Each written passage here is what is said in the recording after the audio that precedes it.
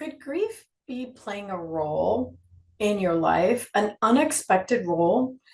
Could it be a culprit in keeping you from living the life that you know you're here to live? For many of us, the answer is yes, only we really don't have any idea that it's actually the emotion and energy of grief. Unless you have lost someone very, very significant in your life recently, or you know that you're not over that loss. For you, grief might be the obvious role in your life.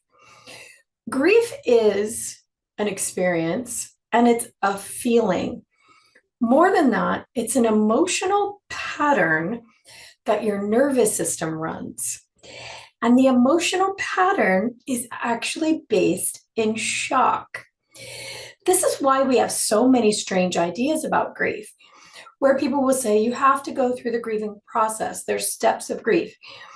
That is true, and that's one way to do it, but it doesn't necessarily have to be that way. If you have the understanding that grief is actually a form of shock in the system, how you deal with it becomes very different. So what is shock? Shock, if you've ever been in shock, smashed your fingernail, went into shock, been in a car accident, went into shock, you kind of know what this feels like. It's where your head just feels like it's not on straight. You're a little swimmy.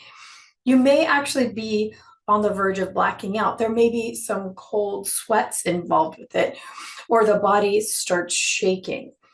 It really is where the system goes offline for just a little bit. Like picture dropping your computer, your laptop. You kind of know what that does.